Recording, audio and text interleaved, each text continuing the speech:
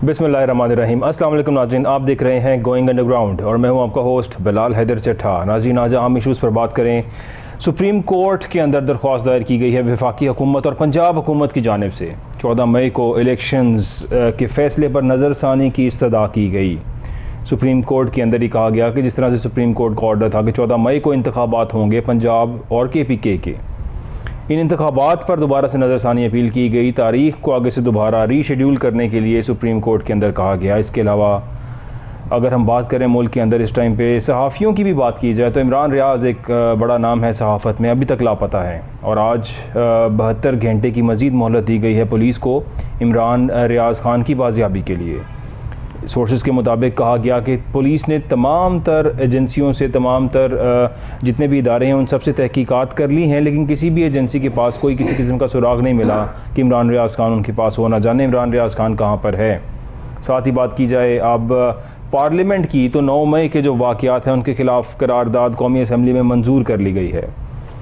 और आज हमने देखा कि बिलावल भुट्टो साहब जो हमारे वज़ीर ख़ारजा हैं वो कश्मीर असम्बली में गए थे। जब कश्मीर असम्बली में गए तो वहाँ पे कायदे हिज़्ब इख्तिलाफ़ को देखकर बड़ा मुस्कुराए और बड़े पॉजिटिव कमेंट्स उन्होंने पास किए और उन्होंने कहा कि मुझे बड़ा अच्छा लग रहा है आप सबको इस असम्बली में एक जैसा एक जगह इकट्ठे बैठा देख कर, और कहा कि कायदे हिज़्ब इख्तिलाफ़ पे बार बार 2-3 दफ़ा कहा और मुस्कुराए आगे से, शायद इसलिए चूँकि अपनी कौमी असम्बली में तो कायदे हिज़्ब इख्तिलाफ़ है कोई नहीं। राजा रियाज़ जो है वो तो इन्हीं का बंदा है और इन्हीं के मुताबिक बात कर रहा है। हिज़्ब इख्तिलाफ़ तो है ही नहीं है कौमी असम्बली में, इसलिए शायद बिलावल साहब को बड़ी हंसी आ रही थी कश्मीर की असम्बली में जाकर। उन्हें ऐसा महसूस हो रहा था कि शायद ऐसी भी कोई असम्बली होती है जिसमें अपोजिशन होती है, क्योंकि अपनी कौमी असम्बली में तो जब से ये लोग आए हैं, जब से बराजमान हुए हैं, इनकी अपोजिशन ही कोई नहीं है। जब अपोजिशन ही कोई नहीं है तो कैसी ज़बरदस्त, कैसी आइडियल असम्बली चल रही है इस हुकूमत के लिए। और इसीलिए मेरा ख्याल है कि शायद बड़ी मुस्कुराहट बिलावल साहब के चेहरे पर देखने में मिली जब वो कश्मीर असम्बली में गए। उन्होंने साथ ये भी कहा बड़ी मैच्योरिटी नज़र आई है मुझे आज़ाद कश्मीर की असम्बली में, जो मैच्योरिटी हमें अपनी कौमी असम्बली में नज़र नहीं आती। शायद बिलावल साहब जैसे लोग वहाँ मौजूद हैं इसलिए मैच्योरिटी नज़र नहीं आती, न जाने क्यों और किस लिए उन्होंने ये स्टेटमेंट दी। इसके बाद अगर बात की जाए ख्वाजा आसिफ साहब की तो बड़ा आज फिर से उन्होंने इज़हार ख़याल किया कौमी असम्बली के अंदर और यही कहा कर रहे थे मुल्की हालात के ऊपर। हमारे साथ स्टूडियोज़ में मौजूद हैं ख्वाजा मोहम्मद अयूब नसीम साहब। Sir thank you so much for joining us. साथ तशरीफ़ फरमा हैं अब्दुल्ला मलिक साहब, सीनियर वकील हैं और आज कोई काफ़ी केसेस के अंदर एक्टिव हैं, एक्टिवली सब चीज़ों को फॉलोअप कर रहे हैं। ख्वाजा अयूब नसीम साहब, I will start from you sir. और जिस तरह से आपने देखा कि इस वक्त मुल्क के अंदर जो हालात हैं, 9 मई के वाक़यात इंतहाई काबिल मज़म्मत हैं हर पाकिस्तानी के लिए, हर शख्स के लिए। जो कुछ हुआ 9 मई को नाकाबिल फ़रामोश है, लेकिन अब जो कुछ यहाँ पर किया जा रहा है, जिस तरह से मामला चल रहे हैं, स्पेशली अगर बात की जाए जो 14 मई के इंतखाबात थे, उस हवाले से इस टाइम पे सुप्रीम कोर्ट के अंदर एक पिटीशन दायर कर दी गई है पंजाब हुकूमत की जानिब से। पंजाब हुकूमत में निगरान सेटअप है, वफाकी हुकूमत और पंजाब हुकूमत अब चाह रहे हैं किसी भी तरह से इंतखाबात ना हो, इसको डिले किया जाए। What's your take on that sir? बहुत शुक्रिया चट्टा साहब। सबसे पहले तो जो भी पाकिस्तानी मुहब्बे वतन है, 9 मई के लिहाज से तो कंडेम्प्ट हमारा फ़र्ज़ है और हम पे लाज़म है और हम बिला झिझक इसको कंडेम्प्ट करते हैं जी। जिसने भी ये किया, प्लान था नहीं था, ये हम इसको कंडेम्प्ट करते हैं और इस हादसे को बिल्कुल मैं समझता हूँ ये पाकिस्तान की हिस्ट्री में नहीं होना चाहिए था जो हुआ है और बाइस शर्मिंदगी है। ठीक, दुश्मन इस पे खुश है। दूसरी बात आपने की है इलेक्शन के हवाले से जी। देखिए मैं भी उन लोगों में से था या हूँ जो कहता था कि chief justice of Pakistan election की डेट दे चुके हैं और कानून के मुताबिक इलेक्शन होने हैं जी। अब सिचुएशन आ गई हुई है डू एंड डाई वाली। चीफ जस्टिस साहब देखिए एक ऑर्डर पास कर सकते हैं कानून के मुताबिक, आगे उस पर इम्प्लीमेंटेशन जो है वो एग्जेक्टिव या मुख्तलिफ अदारों का काम है। ठीक है, अब ये अनारकी फैलती जा रही है, अदारे काम करने को तैयार नहीं है, चीफ जस्टिस ऑफ पाकिस्तान का हुक्म मानने को तैयार नहीं है, एग्जेक्टिव कहती है जी हम नहीं मानते।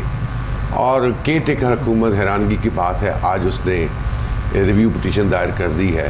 बंदा इनसे पूछे कि इनका काम था सिर्फ इलेक्शन कराना, ये किस कानून के तहत, हमें तो समझ नहीं लगती वो कौन सी ऐसी शिक है या ऐसा कोई कानून है।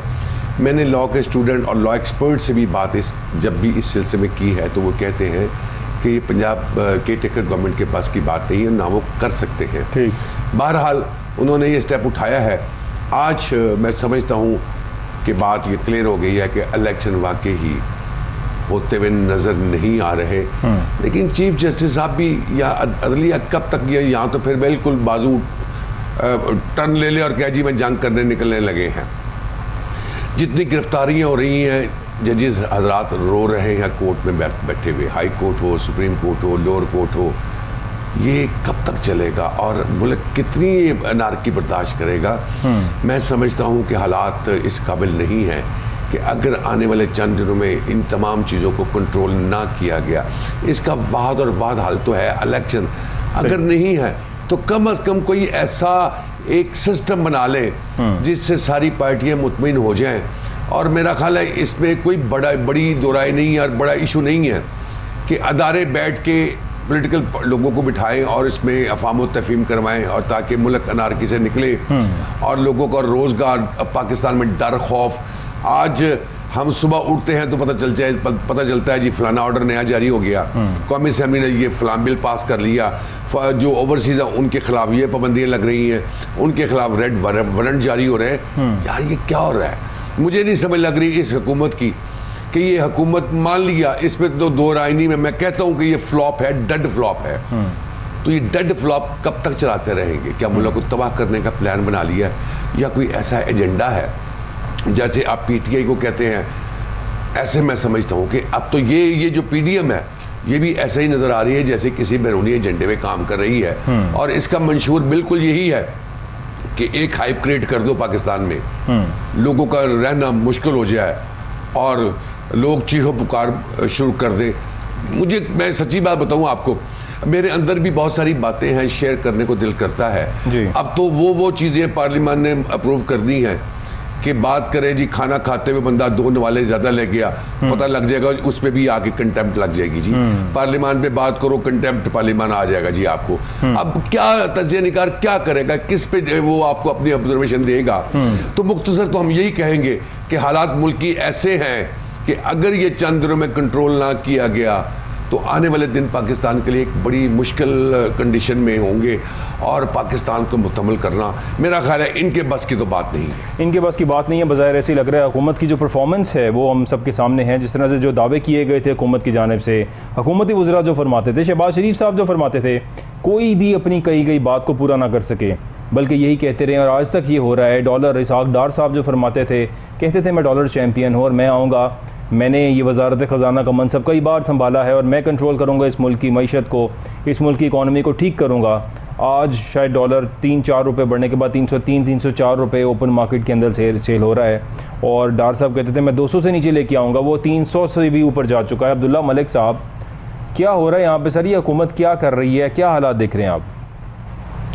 देखिए, फ्रेंकली हालात तो बहुत कशीद हैं और ये कोई अब की वजह से नहीं हुआ। ये जो 75 सालों में जो कुछ हमने इस मुल्क के साथ किया है, जो कुछ हमने सिस्टम के साथ किया है, जिस तरह करप्शन राइज की है, जिस तरह बेइंसाफ़ी हुई है, जिस तरह लोगों की इज़्ज़त नफ्स को पामाल तार किया गया है, जिस तरह वसाइल की इक्वल डिस्ट्रीब्यूशन नहीं हुई, जिस तरह रोज़गार के मौके पैदा नहीं किया गया, जिस तरह एक पोलराइजेशन हुई है, जिस तरह सियासी जमातों में जमहूरियत नहीं रही, जिस तरह जमहूरी इदारों को तबाह किया गया, जिस तरह एक दूसरे पर डकैती और चोरी के इल्ज़ामात लगाया गया, जिस तरह सुप्रीम कोर्ट ऑफ पाकिस्तान पर हमले किए गए, जिस तरह इदारों में तकसीम पैदा की गई। देखिए, ये सारे का सारा उसका किया धरा। आज अगर आपको इज़्तिराब नज़र आ रहा है तो वो इसलिए नज़र आ रहा है कि लोगों के पास जस्टिस नहीं है। जिन माशरों में इंसाफ के इदारे इंसाफ डिलीवर नहीं कर रहे होते तो वहाँ इस किस्म के हालात का पैदा होना नेचुरल होता है, ये कोई अनहोनी बात नहीं है। लेकिन अब बदकिस्मती की बात यह है कि आज जब हालात आपके काबू से बाहर निकल गए हैं तो उस पर मिल बैठकर सबको सोचना चाहिए, सियासतदान हो, इस्टेब्लिशमेंट हो, जुडिशरी हो, एग्जेक्टिव हो, पार्लियामान हो, कि भाई हुआ कैसे है, इनका तदारक कैसे किया जा रहा है, हम क्या कर रहे हैं। हम समझ रहे हैं कि क्या शायद मजम्मती करारदाद पास कर देने से, मजम्मती बयान दे देने से या कोर कमांडर हाउस के घर पे जाकर वहाँ पर एक कंडेम कर देने से हालात हल हो जाएंगे, सुधर जाएंगे, ऐसा नहीं होगा। या कि किस मखसूस जमात को टारगेट करके उनकी जो सिंपथाइज़र हैं, उनके जो वर्कर हैं, एक्टिविस्ट हैं, उनको करके देखिए, जब मॉब सैकी होती है ना, मॉब सैकी की कोई डायमेंशन नहीं होती। मॉब को आप किसी को मुल्ज़िम वो इल्ज़ाम नहीं दे सकते कि कौन ग्राउंड क्या कर रहा था। जब मॉब बाहर निकलता है, ये लीडरलेस होता है, तो वो अपनी विश लिस्ट पे जाता है, जिसके हाथ में जो आता है वो करता है। देखिए अभी भी वक्त है कि हम हालात का सही तदारक करें। अभी आप बात करते हैं इलेक्शन कमीशन की। देखिए इलेक्शन कमीशन कहता है ये सुप्रीम कोर्ट ऑफ पाकिस्तान का काम नहीं है, तो भाई फिर किसका काम है?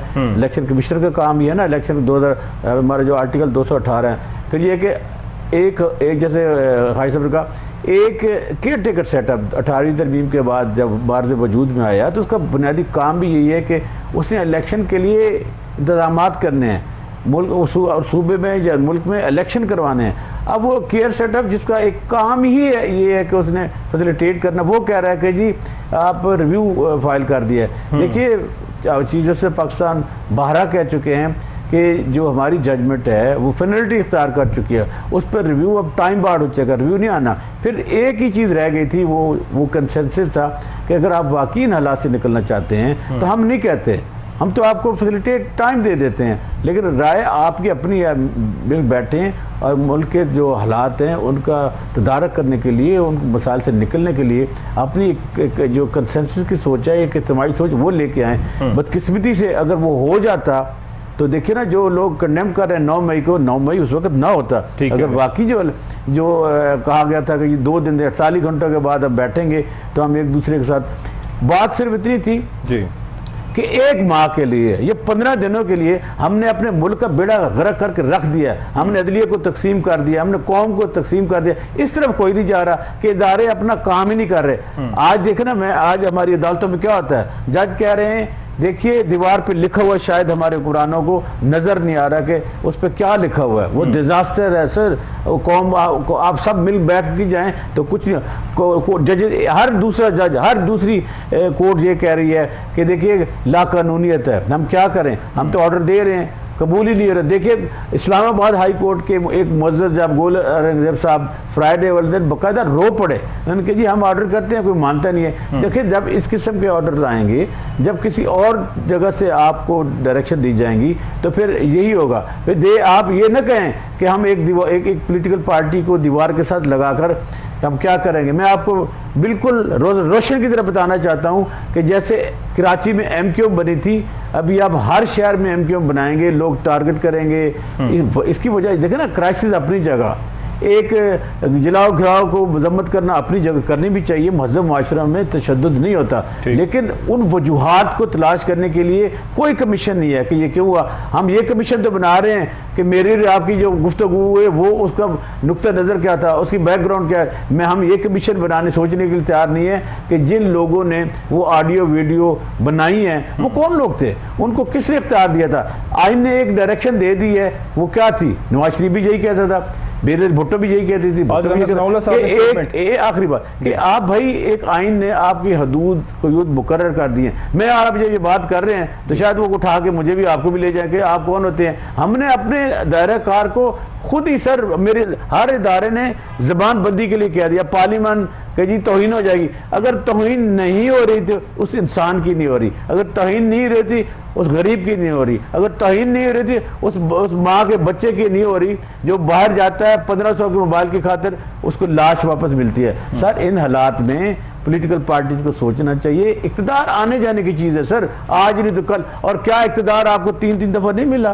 3-3 दफ़ा मिलने के बावजूद ये 75 सालों में क्या फरिश्ते यहाँ पर मुल्क में हुकूमत करते रहे? भाई आप लोगों ने किया। अभी तो देखे ना, अभी तो पहले हम कहते थे कि नहीं इस्टेब्लिशमेंट का ईरा ज़्यादा है, उनके इतने दिन है इतने दिन है। अभी तो आप कैलकुलेट करें, मतलब सेंध में 15वां साल जा रहा है कि पीपल पार्टी की हुकूमत है। अब वो ये नहीं कह सकते कि ये मौका नहीं मिला। यहाँ पंजाब में आपको 4 इक़्तिदार मिले हैं, 4 टिडोर, आपने क्या किया सर? अभी भी आप भूखे, अभी भी आपकी प्यास नहीं बुझती, अभी भी आपकी भूख नहीं बुझती। मेरा कहने का मकसद ये है कि इस वक्त एम्बेसियों के बाहर जगह नहीं है सर, जगह नहीं है। लोग सिफारिशों से टाइम ले रहे हैं कि जनाब हमें वीज़ा मिल जाए, हम अपने बच्चों का मुस्तकबिल सेव कर लें।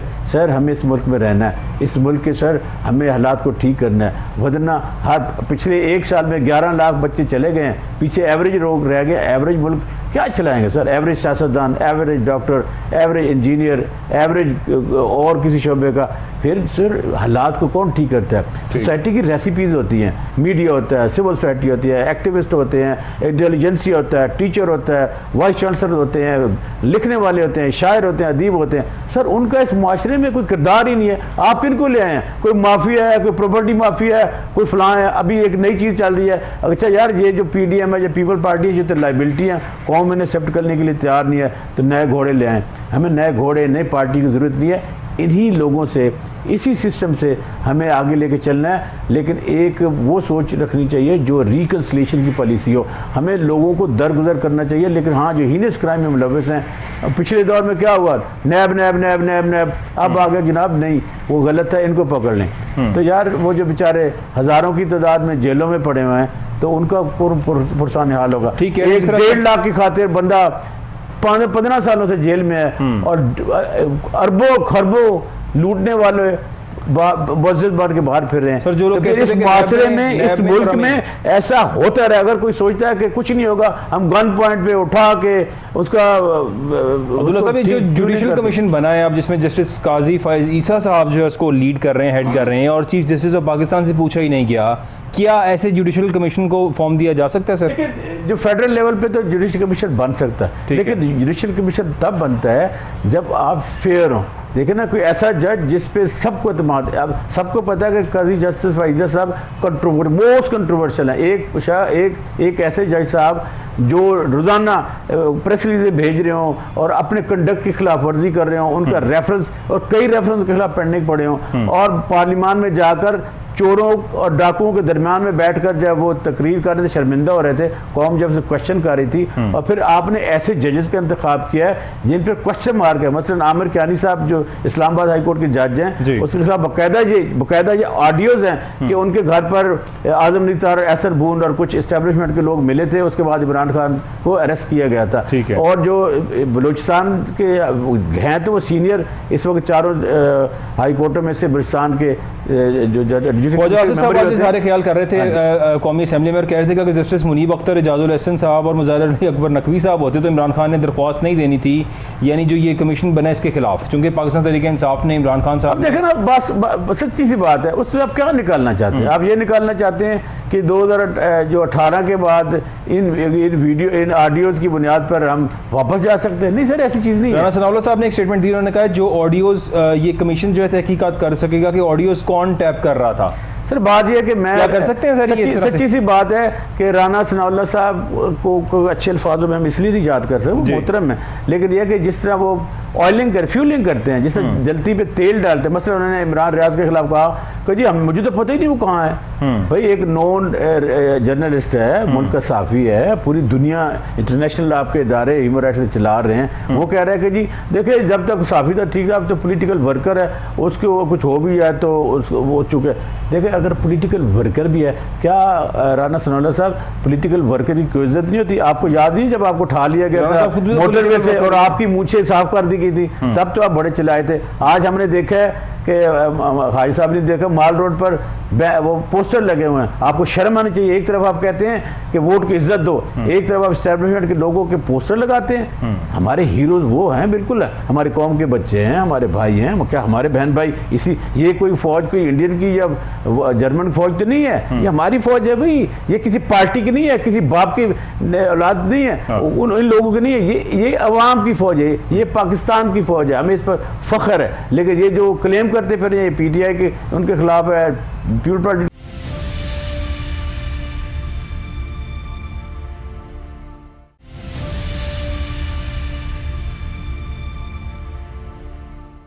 एक नैरेटिव बिल्ड किया जा रहा है कि जिस तरह से एक पार्टी, एक सियासी नहीं होना चाहिए। फौज को यही बात इमरान खान साहब हमेशा कहते थे कि मुझे फौज के खिलाफ, यानी पाकिस्तान तहरीक इंसाफ को इनकी कोशिश है किसी भी तरह फौज के अगेंस्ट किया जाए और ये एक नैरेटिव बिल्ड किया जाए कि पाकिस्तान तहरीक इंसाफ। आखिर फिर आप क्वेश्चन पर मैं आपको आखिरी बताऊं, इस वक्त जो कुछ हो रहा है ये डेलिब्रेटली अवाम और फौज को लड़ाया जा रहा है, और उसमें जो मौजूदा हुकूमत है सबसे बड़ा इसका हाथ है। भाई हो क्या रहा है, पूरी चाइना आपको कह रही है अपने मुल्क में इस्तेकाम लाने के लिए इलेक्शन करा दें, अमरीकी कह रहे हैं जाएं जी डेमोक्रेसी का ख्याल रखें। Human rights watch, international community के जितने भी, मैं खुद ह्यूमन राइट्स से तल्लक रखता हूँ, सारे के सारी दुनिया चिल्ला रही है कि पाकिस्तान में जो मौजूदा हालात है सर मैं आपके चैनल की वजह से कंडेम करता हूँ कि जिस तरह खवातीन के घरों में जाकर उनकी बेहरमती की रही है, जिस तरह थाना में सेक्सुअल हरासमेंट की जा रही है, पूछने वाला ही नहीं है, कोई यहाँ पे औरत का नाम है। सर इस वक्त प्रैक्टिकली चट्टा साहब पाकिस्तान में कोई कानून नहीं है।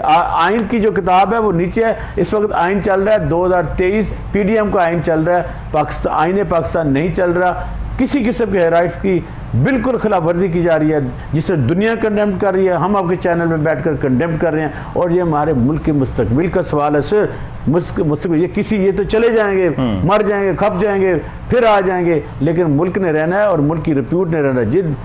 जिस ममालिक पर लोग क्रॉस लगा देते हैं ना, तो फिर उनके साथ जो इंटरनेशनल ट्रीटीज होते हैं, ये तो जाहिल को पता भी नहीं है, इंटरनेशनल ट्रीटीज होते हैं, बैनुल अक़वामी मुआहदे होते हैं सर, उनकी खिलाफ वर्जी पर आपकी एड बंद हो जाती है। यूनाइटेड नेशन के इदारे आपके यहाँ आते नहीं हैं, भूख और प्यास पहले ही है, तो आप लोगों को आप कहेंगे कि जाए खुदकुशी। भूख और प्यास है और मुल्क के अंदर बड़े बुरे हालात हैं इस टाइम पर, जिस तरह से ह्यूमन राइट्स की वायलेशन हो रही है, स्पेशली औरतों की जो तजलील की जा रही है। देखें इस मुल्क के अंदर जितने भी लोग थे, पाकिस्तान तहरीक इंसाफ के कारकुनान थे और जो भी थे, वो इस मुल्क के अवाम है, इस मुल्क के शहरी हैं। अगर किसी से गलती भी हुई हो तो मेरा ख्याल है उस गलती की माफ़ी होती है, जब अल्लाह की ज़ात माफ़ कर सकती है। दुनिया के अंदर भी माफ़ी का तरीक़ेकार है। और एक गाइडेड लेस लोग थे, वो उनका लीडर उस टाइम पे अरेस्टेड था, उन्होंने गलत किया हो। शहीदों की माएँ बहनें भी थी जी बिल्कुल, ये नोट करें, यानी कि इसी बहुत से शहीद लोग थे, उनके बच्चे थे, उनकी वालिदा थी, उनकी बहनें थी वहाँ मौजूद, लेकिन उन सबके खिलाफ जो कुछ हो रहा है काबिल मुज़म्मत है। अयूब नसीम साहब, जो कुछ इस मुल्क के अंदर हो रहा है, जो सिचुएशन आप देख रहे हैं सर, और स्पेशली अब अगर बात की जाए यहाँ पर पाकिस्तान तहरीक इंसाफ का, अब देखा जाए चौधरी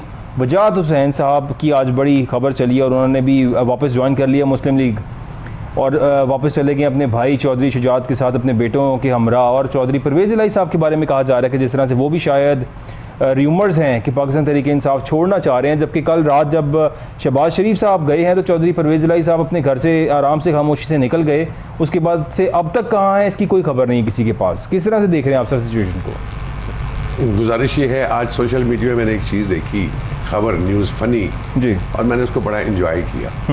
मुवाजना किया गया था पाकिस्तान और इंडिया की तरक्की का। उन्होंने कहा जी इंडिया इस वक्त इतनी तरक्की कर गया कि वो सॉफ्टवेयर दुनिया के बेहतरीन ममालिक में से है जहाँ सॉफ्टवेयर बनाए जाते हैं, बिल्कुल IT के अंदर, और पाकिस्तान दुनिया के उन बेहतरीन मुल्कों में से हैं जहाँ सॉफ्टवेयर अपडेट किए जाते हैं। तो गुजारिश ये है, परवेज़ इलाही साहब का भी मेरा ख्याल है सॉफ्टवेयर अपडेट हो जाएगा। और जो सोशल मीडिया की खबर है कि कल से वो भी लापता हैं, ये सोशल मीडिया की खबर है, मेरी खबर नहीं है, ठीक, और इसमें पता नहीं सच्चाई है या नहीं है।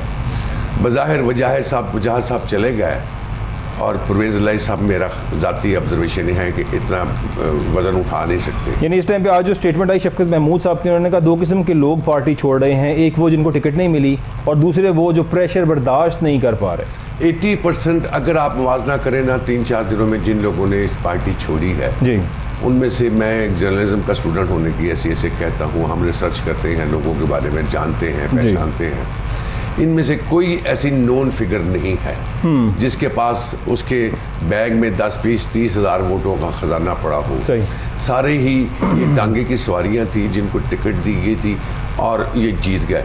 इनमें कोई नोन फिगर नहीं है। हाँ, नोन फिगर है जो वज़न नहीं उठा सकता, वो परवेज़ इलाही हो सकता है। सोशल मीडिया की खबर है शाह महमूद कुरैशी में बहुत ज़्यादा प्रेशर है, वज़न डला हुआ उस पर, और एक शायद नई पार्टी भी कोई वजूद में आ रही है करीब, हम देख रहे हैं जितने लोगों ने जाना है, क्योंकि सियासतदान है, कहीं ना कहीं बैठना तो है, अकोमोडेट तो कहीं ना कहीं होना है, यहाँ से छोड़ेंगे तो कहीं ना कहीं तो जाएंगे। पीडीएम का फेलियर हो गया है, नज़र आ गया है कि पीडीएम के पल्ले कुछ नहीं है। अब बात आ गई है पीडीएम में जो गेम खेल रहा है वो है पीपल्स पार्टी।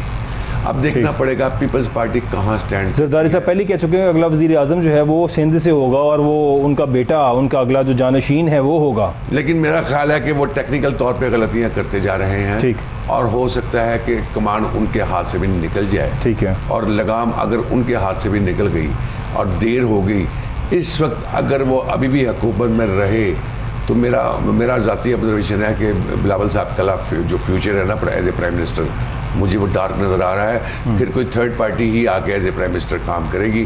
गुजारिश ये है कि इस वक्त सर जोड़ के बहुत सारी ऑर्गेनाइजेशन और अदारे और मुख्तलिफ आप कह लें एजेंसियाँ ये जो भी है जी। वो काम कर रहे हैं। अब बिलावल साहब का ही आ रहा था ज़हन में एक जो सोशल मीडिया पे कैलकुलेशन चल रही है कि जी वफाक उसको दे दिया जाए, पंजाब उसको दे दिया जाए, KPK उसको दे दिया जाए, तो इस पे काम हो रहा है। बज़ाहिर पॉलिटिकल सिनेरियो जो है ना इस वक्त कोई भी वाज़ेह नहीं है, लेकिन मेरी भी इल्तिजा है उन अदारों से जो ये काम कर रहे हैं कि यार होश के नाखून लें। और पाकिस्तानी जो हैं सारे बहन भाई हैं, चाहे कोई कराची से है, कोई पंजाब से है, कोई KPK से है, इतना जुल्म नहीं करना चाहिए कि जितना वो इंसान बर्दाश्त ना कर सके। कल को उन लोगों के भी बच्चे हैं जो एजेंसीज चला रहे हैं या अदारे चला रहे हैं जो ये जुल्म कर रहे हैं। बहुत सारे दोस्त ऐसे हैं जो मुख्तलिफ इदारों में काम कर रहे हैं। जब उनसे ज़ाती तौर पे मेरी बात हुई तो वो कहते हैं यार हमें समझ ही नहीं आती कि ऑर्डर आता कहाँ से है, हमें तो इम्प्लीमेंटेशन का पता होता है। और हकीकत ये है किसी पुलिस SP या DIG या किसी से आप पूछ लें, उनको भी समझ नहीं आ रही कि ये होना क्या है। आने वाले दिनों में किसी को कुछ समझ नहीं आ रही। केयर टेकर हुकूमत के पल्ले कुछ नहीं है, बिल्कुल वफाकी हुकूमत की कोई समझ नहीं है कि पाकिस्तान में आग लगी हुई है। 9 मई के लिहाज से 5,000, 10,000, 20,000 बंदा पकड़ा गया है और प्राइम मिनिस्टर साहब मज़े मज़े से जाके फीते काट रहे हैं। वो कह रहे हैं मेरी तस्वीरें बनाओ, सेल्फी बनाओ, अपलोड करते जाओ। तो मेरा सर उनकी तो ख्वाहिश पूरी हो गई, उनकी ख्वाहिश पूरी हो गई है। उनको पता है कि आइंदा मैंने आना नहीं है। जाहिर है कि अब 2 बयानिए हैं, अब दोनों बयानियों में से कौन सा सक्सेसफुल होता है। एक बयानिया शहबाज शरीफ साहब लास्ट मिनट्स में सर मैं चाहूँगा इमरान रियाज के बारे में बात करना, और अब्दुल्ला मलिक साहब आप चूँकि इस केस को फॉलो भी कर रहे हैं सर, थोड़ी सी अपडेट कीजिएगा। आज 72 घंटे की मजीद मोहलत दे दी है पुलिस को, क्या मौक़िफ़ है उनका? देखिए बड़े अफसोस की बात है, जैसे पहले हम सुनते थे कि तारीख पे तारीख, आज वाकई ऐसा लगा कि तारीख पे तारीख, और हमें बेबस नजर आई हमारे चीफ जस्टिस। हालांकि बड़े दावे से DPO साहब ने 2-3 बार बड़े दावे से कहा कि मैं ले आऊँगा 2 दिन के अंदर। आज ही छठी जो है ना पेशी थी, और सबसे पहले जो DPO थे उन्होंने 48 घंटे मांगे, फिर DCO ने 48 घंटे मांगे, फिर एडिशनल IG उन्होंने टाइम मांगा, फिर IG साहब है उन्होंने 24 घंटे मांगे, फिर 48 घंटे मांगे। आज उन्होंने बेबस होकर कहा कि जी मेरे पल्ले तो कुछ भी नहीं है और हमने बड़ा ढूंढा है, तो आज आप डायरेक्शन दें जो सेक्रेटरी डिफेंस है, सेक्रेटरी इंटीरियर को, तो वो हमारी मामनत करें। देखिए इमरान रियाज साहब जहाँ पे हैं वो सबको मालूम है, लेकिन उनके मतलब बात करते वक्त या उनका ऑर्डर लिखते वक्त या उनको बुलाते वक्त हर शख्स के, हर इदारे के पर जलते हैं। तो मेरा ख्याल है ये पर नहीं जलने चाहिए। ये एक इंसानी जान का सवाल है, ये एक बेटे का सवाल है, ये बाप का सवाल है, ये हस्बैंड का सवाल है, बहन और भाई का सवाल है। सबसे बढ़कर वो एक जर्नलिस्ट हैं, और जर्नलिस्टों की जैसे हमने तो कोर्ट को कहा है कि हम ये नहीं चाहते कि कोई और अरशद शरीफ के रूप में हम किसी को देखें, और आज कोर्ट ने भी यही कहा कि भाई मेरी पहली प्रायोरिटी ये है कि उनकी ज़िंदगी को सेफ बनाया जाए, उनके हकूक़ का तहफ़्फ़ुज़ किया जाए, और मेरा पहले दिन का जो ऑर्डर है, ऑर्डर ऑफ द कोर्ट है, वो मेंटेन है, और मैं हर उस शख्स को इबरतनाक सज़ा दूंगा या जिन्होंने सबसे पहले गलत तौर पे पकड़ा, फिर गलत तौर पे रिलीज़ किया, फिर किसी के हवाले किया, और अदालत में आकर गलत बयानी की, नीचे से लेकर ऊपर तक IG तक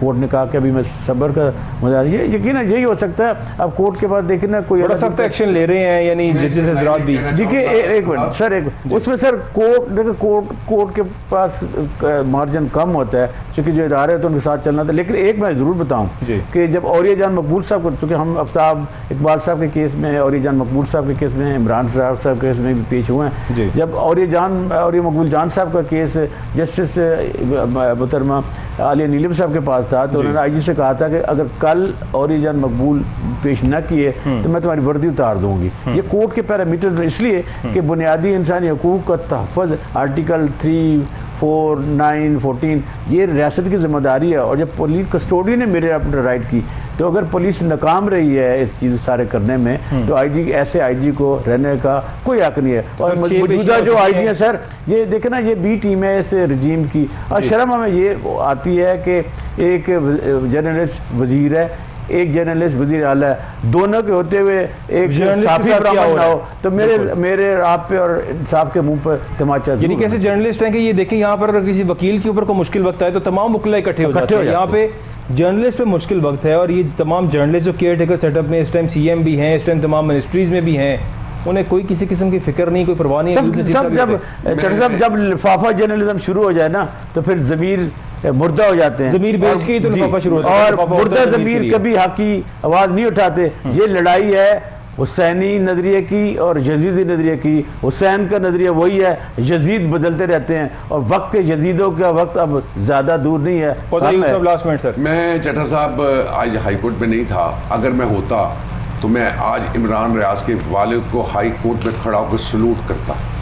उसने जो वर्ड कह दिए ना, मेरा ख्याल बड़े है तकलीफ एक के पाकिस्तानी अल्फाज के लिए में इसके होकर बाद हमारी दुनिया में लाश ही दे दो। कोई लफ्ज नहीं। उसने कहा खुदारा मुझे लाश दे दो, मैं हर लम्हा मरने से बेहतर एक बड़ा तकलीफ दे मामला होता है किसी बाप के लिए, मुझे लाश दे दो। यानी अगर उसके बाद क्या रह जाता है? किसी का कोई फौत हो जाए ना तो उसको सब्र आ जाता है कि यार चलो वो तो फौत हो गया, अब अपने खालिक के हकीकी से जा मिला है। जब गुमशुदा हो और एक इंतजार होता है जब उसका, वो बड़ा मुश्किल वक्त होता है। सर जब सुबह अगर झूठ आज ही झूठ बोल रहे हो, हमने एक वीडियो कहा कि जी उसमें एक वो शख्स भी शामिल है जो इमरान रियाज को उस कैबिन में बिठा रहा है और उस गिरफ्तार करने से पहले जो उसके घर पर रेड हुआ था उसमें भी वो मुलव्वस है। देखिए जब आप जियो फेंसिंग करते हैं, आम लोगों को उठा रहे हैं, तो एक मुल्क का एक जर्नलिस्ट है जिसके हकूक भी हैं, आप क्या उसको ढूंढ नहीं सकते? बिल्कुल ढूंढ सकते हैं, ढूंढना चाहिए। वो कहाँ, जिसकी जेब में इमरान रियाज हो वो किसी को बताएगा? बहुत शुक्रिया आपका अब्दुल्ला मलिक साहब, ख्वाजा अय्यूब नसीम साहब, आपका बहुत शुक्रिया। नाज़रीन बड़े मुश्किल हालात हैं और सहाफ़ियों के ऊपर बड़ा मुश्किल टाइम चल रहा है। अल्लाह ताला सबके लिए आसानी करे। आप सबका देखने का बहुत शुक्रिया। अपना ख्याल रखिएगा। अल्लाह हाफ़िज़।